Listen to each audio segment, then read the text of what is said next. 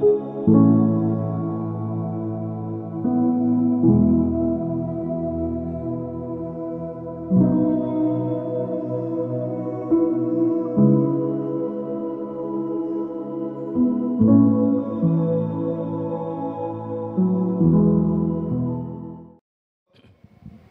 ating topic sa umagang ito is still about prayer, no? Gusto natin pag-aralan yung the model prayer, the Lord's Prayer sa Matthew 6 and sa tinake up as well sa Luke 11. Pero as we've taken it before last time, before pumunta si Christ, dun mismo sa talata ng model prayer, meron muna siyang sinabi na napakahalaga na huwag kayong manalangin ng kagaya nito. So, inalis niya how not to pray. So, parang in-establish niya, pagka kayo nananalangin, kasi ang pananalangin kailangan sa buhay ng bawat isang Kristiyano. Pero, meron siyang babala rito, huwag kayong manalangin ng ganito. Una, huwag kayong manalangin ng pakitang tao. Pakitang tao lang. The word na ginamit niya exactly is the word hypocrite. Do not pray as the hypocrite pray. Yung hypocrite is translated sa Tagalog na mapagpaimbabaw. The word mapagpaimbabaw, may ibang translation sa Tagalog, ay pakitang tao o kaya nananalangin upang ipakita sa tao na siya'y banal. So, yung ibig sabihin ay nagbabanal-banalan. So, panalangin, masakit sa pusong sabihin yon sa mga tao na kanya nananalangin upang marinig ng mga tao at siya'y purihin at siya'y ariing banal. Walang ganti yon sa Panginoon. Is definitely walang ganti. Bayad ka na, sabi niya. Bayad ka na in full. Kasi may palakpak ng tao, may puri ang tao, pero dahilan sa ang puso mo, hindi totoo, walang sinseridad, kundi ang motivation, ang purpose mo is para sa palakpak ng tao. God has given you in full. The second thing na sinabi niya na huwag kayong manalangin is our topic for today. And the prayer is like this. Sa Matthew 6:7, kung may press natin dito para makita dito. And when you pray, do not keep on babbling like pagans. Kung sinabi nun, huwag kayong manalangin gaya ng mga ipokrito at ipokrita, ngayon naman, huwag kayong manalangin gaya ng pagano. So, here's the second. Huwag kayong manalangin ng pagano. Paano bang manalangin ng pagano? Sabi, do not keep on bubbling. That's the word is bubbling. Sa ibang translation is, do not put on vain repetitions. Sa Tagalog, huwag kayong manalangin na gaya ng mga pagano ng walang kabuluhang paulit-ulit. That's the word. Walang kabuluhang paulit-ulit. Walang kabuluhan. So the word is babbling. In Greek word, the word is, let me just say this word. The word used is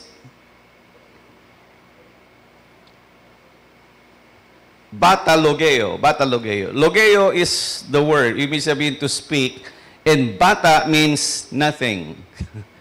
So it's speaking with nothing. It's mindless. Alright? So sabi dito, yun ang ibig sabihin ng salitang babbling. Walang kabuluhang paulit-ulit. Walang saysay na mga salita. The King James translation used the word vain repetition. In the ESV, Easy Standard Version, English Standard Version, heap up empty praises. So vain repetition or heap up empty praises. Mga walang laman na mga salita. And that is the word bubbling sa translation. Yun ang pinakamasan. Salitang walang kahulugan. It was a prayer that had no meaning. So yun pong isang problema. Kasi ang pagano, ang ibig sabihin ng pagano, dito the word is Gentiles, pero in some translation is the word pagano or pagan or the heathen. Ang ibig sabihin ng heathen, yun po ay mga tao na hindi kilala ang kanilang Diyos na sinasamba. Hindi nila kilala whatsoever. So pag hindi mo kilala ang Diyos na sinasamba mo at dinadalanginan mo, dalawa palagi talaga ang problema niyan. Una, Your prayer will be in vainless repetition. Empty praises. Empty praises. Paulit-ulit. Walang isip. They were just making sounds that conveyed no actual cognitive ideas or thoughts.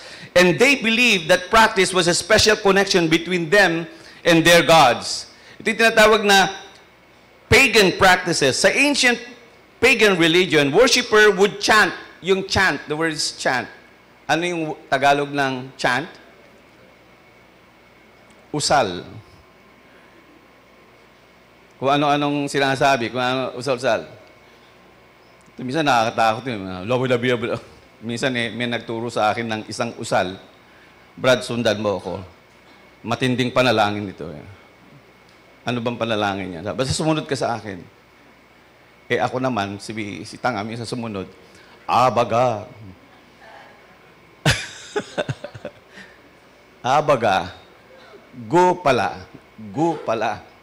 Ako.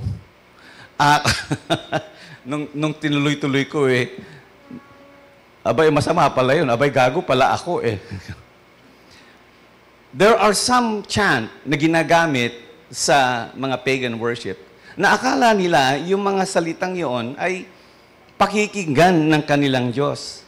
Now, ito yung nangyari if you remember, sa 1 King 18, nung si Elijah ay nakipaglaban sa 450 na prophet ni Baal. If you remember, nagkaroon ng hamon na maghahain ang bawat pananampalataya, yung pananampalataya kay Baal at yung pananampalataya ng Diyos ni Elijah. Naghain sila ng tigi-tigisang baka, pero hindi nila to sisindihan. If you remember, hindi nila to sisindihan, kundi hihiling sila sa kanilang Diyos na sindihan yon. And you know the story, right? So naunang manalangin yung mga propeta ni Baal actually. 450 plus actually meron pang 400 na ibang propeta na ibang Diyos yun Pero 450 na nalangin. So sila'y nanalangin magmula umaga hanggang tanghali, walang nangyayari. So nagsalita si Elijah, baka naman busy yung Diyos niyo. Lakas-lakasan niyo pa siguro, baka hindi niya masyadong marinig dahil kasi hindi niya kayo naririnig. So lakasan pa ninyo. And so ang ginawa nila, lilakasan nga nila at hindi lang 'yon.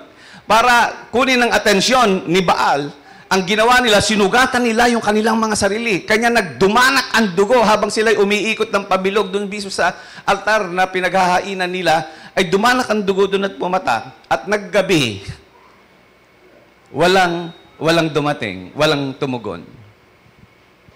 On the other hand, itong si Elijah, siya na. Ang ginawa niya, medyo nagtagal pa yun pinahukayan niya ng trench, yung paikot ng altar niya. At pagkasabi niya, punuin niyo ng tubig yung trench. So nilagyan nila, sabuyan niyo na rin ng tubig yung hain. So in other words, ang itsura ng altar ay basang-basa at puno yung talagang kahoy. Lahat ng bahagi ng altar ng paghahinan ay basa. And look at this, kung paano siya nanalangin. It's just simple. Kasi binilang ko ito, halos mga 10 segundo lang ang panalangin niya. Look at this, 10 segundo lang.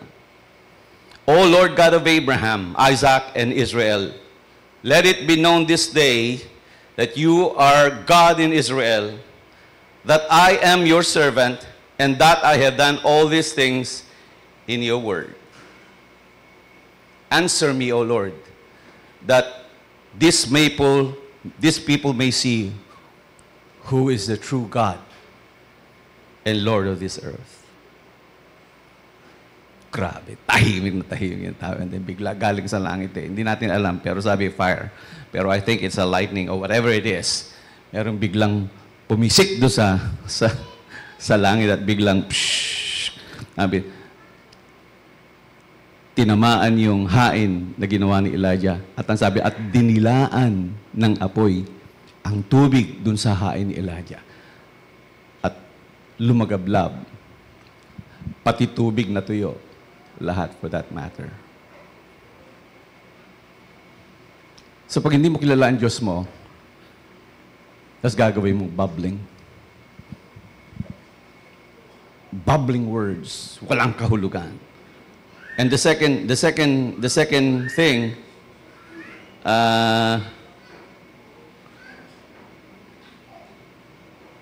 is that pagka hindi mo kilala ang Diyos mo, mananalangin ka in a way of a superstition prayer. Superstition. Kasi ito yung word na ginamit eh. Sabi, for they think they will be heard because of their many words. They think na yung many words na gagamitin nila, kanya sila marami, at saka walang kahulugan, papakinggan sila. That's superstitions. Yun ang paniniwala. Kayo tayo din maraming mga superstitions na naniniwala tayo. Napunta. Kasi we think na pakikinggan tayo ng Diyos. We think na kagaya yung pagwawalis daw sa hapon, huwag ka mawalis sa hapon. Kasi, lalabas daw yung grasya. Lalabas yung... Hindi gano'n. That's paniniwala ng mga pagano yan. Kumbaga sa punto doon sa mga salita na madami, kahit na walang kahulugan, basta sinisigaw mo sa Diyos mo, susundin ka. Yun ang paniniwala nila. But that is not the thing. Ba't mga dapat hindi maraming mga salita? At saka, ikalawa, dapat nyo malaman at first, titingnan natin ito. Wait a minute, sasabihin natin, wait a minute, ano bang masama? Hindi ba, don't we believe that God responds to persistent prayer? Hindi ba nagre-respond din ang Diyos sa persistent prayer? So bakit masama yung magpaulit-ulit? Bakit masama? Halimbawa, nalangin ka sa umaga, ganun din. Sa tanghali, ganun din. Sa hapon, ganun din. Masama ba yon? Sagot. Hindi masama yon. Ang inaatake dito hindi yung mga salitang paulit-ulit, kundi yung vain. Ang ibig sabihin ng vain. Walang kahulugang paulit-ulit. Yun ang tinatalakay dito sa punto. Yung walang kahulugan, ibig sabihin, walang sinasabi. Basta't halimbawa, let me give you an example of a babbling prayer, okay? Wag kayong ma-offend dito, pero sa Biblia, sa New Testament, we believe in speaking in tongues, alright? Sa New Testament, we believe na ang unang ebanghelyo na pinreach nila Pedro, sa pamamagitan ng pagpipreach ni Pedro, 16 na mga taong taga-ibang bayan ay narinig nila yung sermon ni Pedro sa kanilang lengguwahe. In other words, naintindihan nila sa kanilang lengguwahe, although si Pedro nagsalita ng isang beses lang. So, yun ang kahulugan ng speaking in tongues. It is speaking in a known language. So, every time na tayo po ay tinutukoy ng banal na kasulatan, ang speaking in tongues, it is the lasalya, which means a known language. Pero pag ang speaking in tongues na naririnig mo, it does not represent any language, kundi bubbling, is a bubbling. Siguro nakakita naman na kayo doon na punto It doesn't mean anything. Sabi nga ni Pablo, kung kayo magsasalita ng wika at wala naman nakakaintindi, ba't magsasalita ka pa? So sometimes, many people still pray in tongues. Which, pag pakikinggan mo, it doesn't really mean anything. Kasi no one is going to interpret. If you're going to pray in bubbling words, no minds whatsoever. So yun ang sinasabi natin na, yun ang hindi papakinggan ng Diyos. Kasi ang gusto ng Diyos, kahit na paulit-ulit siya, pero naiintindihan. Nasa puso, nasa isip, merong ginagamit kang pangunawa. Because prayer is a conversation. Prayer is a conversation. Si Jesus Christ nga, nung siya ay nanalangin sa Gethsemane, 3 beses siyang nanalangin ng pare-pareho. Father, if it's possible, let this cup pass from me. 3 beses yun, paulit-ulit na dinalangin niya. Si Pablo, nung siya may sakit, 3 beses dinalangin niya, Panginoon, alisin mo nga itong aking sakit, itong aking tinik sa laman. 3 times siyang pinray. Masama ba yun? No, hindi. Ang masama dito yung walang kahulugan, walang isip, walang puso na panalangin ng paulit-ulit. Minsan binabasa sa libro, nananalangin sila. Through liturgy, tawag yan. Liturgy, siya parang ritual. And meron pa minsan, binibilang pa na beads. Sana wag kayo ma-offend sa akin, ha? Pero most of the time, mindless prayer, paulit-ulit, binabasa sa libro, o kaya sa uladong panalangin, pero walang isip. Basta pinanalangin lang. Kasi sa kaiisip nila, yun ang paniniwala nila, na pakikinggan sila sa Diyos. Dahil sa maraming salita, hindi sa maraming prayer, kundi sa maraming nilang kasasalita. Those are vain words. God doesn't listen to vain words, but He sometimes listens to many repetitive prayers. True prayers, mindful prayer, and heartfelt prayer. Simple ang ibig sabihin. Yun ang situations. Now, the great question dito is, why? Alam nyo, sasabihin ko sa inyo, hindi lang po yung... Alam sa mga Kristiyano, meron bang isang fault ng parang bubbling? Ikaw ba nanalangin na hindi mo inisip? Kayo ba nanalangin minsan hindi nyo iniisip? Wala lang. Basta automatic, pagkakain, Lord, salamat. Repetitive yun. Halos repetitive. Pag nananalangin siya, iisa lang ang pattern. Walang isip yon. Walang acknowledgement na talaga ng kadakilaan ng Diyos. At wala.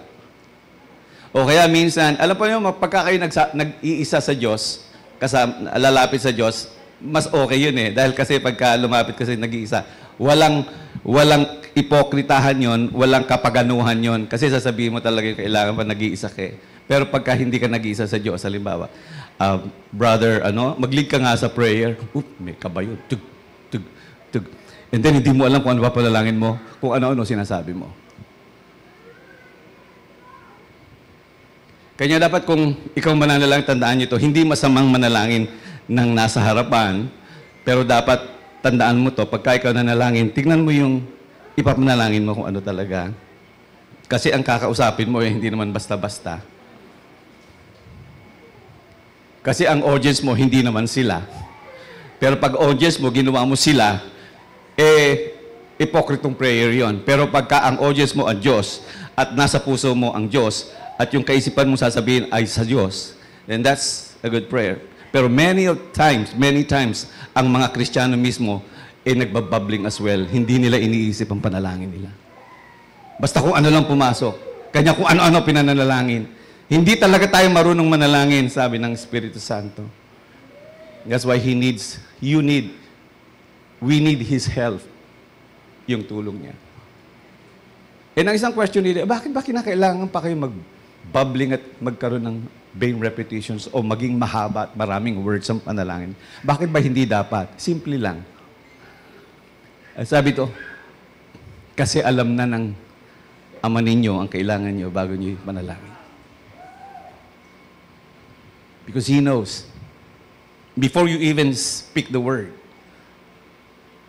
He knows. Ano ba talagang dapat mong gawin para talagang pakinggan ka ng Diyos sa panalangin? Ano ba talagang dapat yung gawin? Bibigyan ko ba kayo ng formula? Ang sabi ni Jesus Christ, ganito, wala. Kasi, alam da ng Ama nyo. That was words Ama nyo. Yung word na Ama nyo, alam po ninyo dito sa Sermon on the Mount, sa Matthew 5:6-7, ang salitang Ama nyo ay ginamit 17 times. Ama nyo. Ano ibig sabihin nun? Pag sinabing alam ng Ama nyo, pag sinabing alam na, isipin nyo nga na maigi, isipin nyo maigi. Ano ibig sabihin? Alam ng ama nyo ang kailangan nyo bago sabihin. Ano ibig sabihin? Ang ibig sabihin nun mas maganda yung ibig sabihin nun kaysa sa minsan sinasabi mo. Ang ibig sabihin nun, sabi ni Kristo, sa lahat ng mga kumilala sa Kanya ay nagiging anak ng Diyos. Do you understand that? Yun po ang konotasyon nun eh. Ang lahat po ng kumikilala sa Panginoong Jesucristo ay nagiging anak ng Diyos. And hindi nyo lang po naiintindihan masyado yun eh. Pero kung titingnan ninyo, kasi dapat kayo anak ng pagsuway. Do you understand that? Kayo dapat anak ng galit ng Diyos. Ang Diyos should be your executioner. Do you understand that? God should have wiped us all away because of sin. But because of Jesus Christ, magmula dun sa executioner, naging alam ng ama nyo. From executioner to father. Makakalapit ka parang anak. And hindi lang yun, si Jesus Christ pinakita rin dito na hindi basta-basta lang father, kundi sinabi niya, you have the right to call Him Abba, Father. Yung Abba, Father is a word that conveys the fatherhood of a warm, affectionate, intimate, and a loving father. So yun po ibig sabihin. So hindi lang basta't ama, kundi ama na nagmamalasakit, ama na umuunawa, ama na nagkakalinga, and He cares for you. That's the word Abba. Kanya ako'y natutuwa yung salitang Abba, yun ang kauna-unahang binanggit nyo nung kayo bata. That's the very first word. Bakit nilagay niya yun? Ba't sinadya niya yung Abba? This is the word is Abba. Yun ang first word na sinasabi ng isang bata na unang-unang magsasalita at maririnig ninyo. Ba't sinadya ng Diyos na yun ang sabihin ng maliit na bata? Just for you to remind that you have a Father who loves you and cares for you. And you don't have to do anything. Kilalanin mo lang siyang Father because He knows what you need. He knows what you need. Alam po niyo sa buhay namin si Rog. Si Rog na-experience ko si Rog, minsan tumawag sa akin, Sabado kasi, na nag-aaral siya sa Maynila. Dad, ganun ang boses niya word, Dad. Bakit? Dan, natatakot ako dito sa dorm ko kasi nag-iisa ako. Kasi weekends, umuwi daw yung kanyang mga klase. Natatakot ako, nag-isa ako. Kasi parang haunted house tong namin. Haunted house, nag-isa akong natutulog. But sometimes, napakaganda pagka ikaw yung lumapit sa Diyos na, Lord, natatakot ako. Hindi kasi parang maganda yung word na yun. Alright, yung first kasing part ng prayer mo bilang anak is information. Is information. Sabihin mo kung ano. Ganun lang naman kailangan talaga eh. Huwag ka nang magpaligoy-ligoy. Huwag ka nang magpaikot-ikot. Dahil natatakot ako. Kasi parang haunted house. So I told her, sige. Alam mo ba yung yung Isaiah 41:10? Ano ba yun, Dad?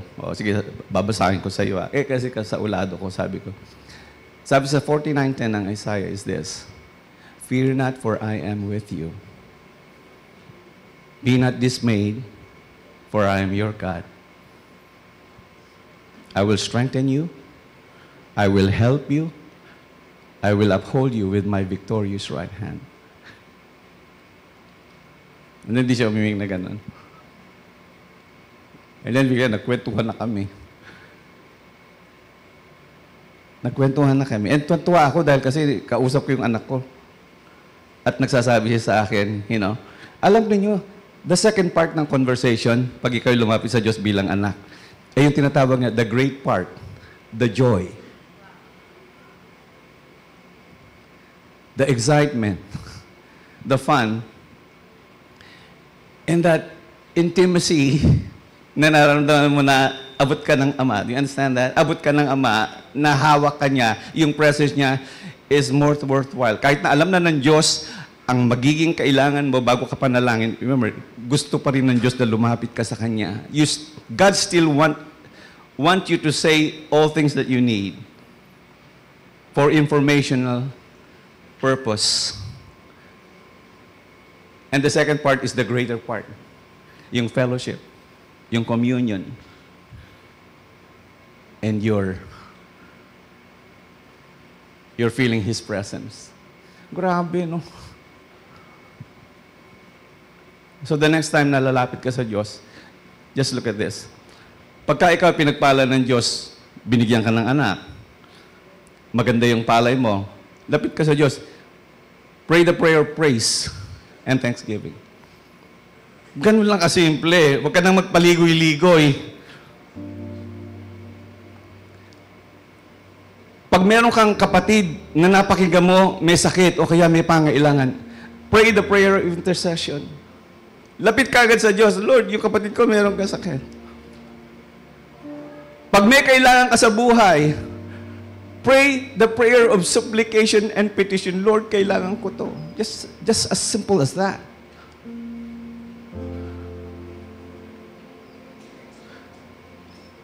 And pag nasa matinding pagsubok ka sa buhay, listen to this. Pag matinding dagok ng tadhana o ng sanlibutan ito ang dumapo sa iyo and you don't understand and you don't know what to say kasi hindi mo maintindihan yung situations mo, lumapit ka sa Diyos, huwag ka nang magsalita.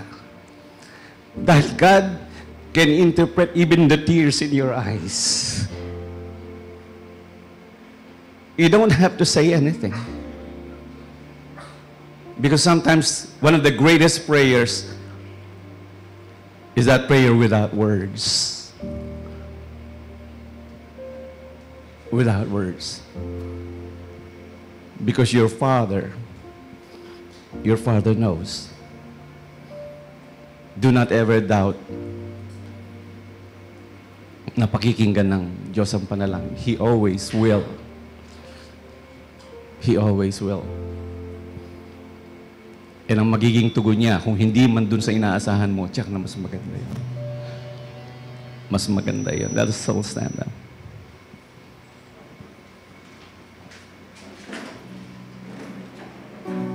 Father, oh Father,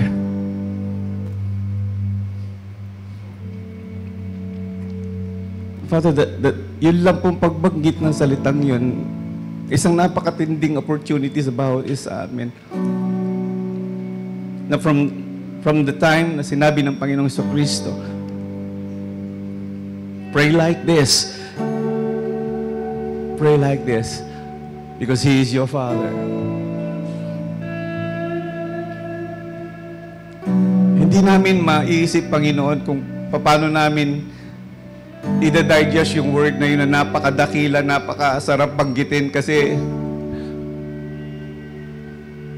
halos bahagi na ng aming mga labi ang salitang Ama, Abba, Father. It has become part of us since we were young children. Hanggang ngayon, Father. We should have addressed you, Creator of the universe, the Creator of the universe, and just to think kung gaano katindi ang universe na kinreate mo. We could have just addressed you with that. O kaya, the most powerful being in every world, in every galaxies in the universe. Baka sapagkat ganun ang sukat ng kapangyarihan mo at katanyagan mo at kadakilaan mo. But just to call you Father, so intimate, so close, the warmth. Thank you for the privilege of Father. Thank you for the privilege of forgiving us our sins and adopting us to your family through our Lord Jesus Christ. Salamat sapagkat alam namin na talagang kung nagdududa ang marami dito sa iyong mga anak, the mere fact na you have given us the privilege of calling you the Father, the mere fact of that, and the mere fact that you know everything na pangailangan namin bago namin sabihin, dun ini-establish ang fact that our relationship as father and children establish the fact that you will listen and that you hear every prayer of your children. And ano bang masasabi namin kundi maraming salamat, Panginoon. Maraming salamat for the opportunity, for this privilege of being able to share with our difficulty, to share with our problem, to share with our troubles, to share our joy, to share our everyday experiences in this life, to share our sadness, to share our loneliness, to share our suffering. And you will listen and you will care. We honor you, Lord. We honor you. And starting from now on, sana po ang panalangin namin magbago. Kasi you really want to hear our words. You really want to hear us. And mula sa araw na ito, baguhin sanang pakikipagnig namin sa iyo every day of our lives. Salamat po. Ang biyaya ng ating Amang nasa langit, ang pag-ibig ng kanyang bugtong na anak, na ating Panginoong Jesucristo, ang ilaw at tanglaw ng Espiritu Santo ay sumaatin nawang lahat. Amen.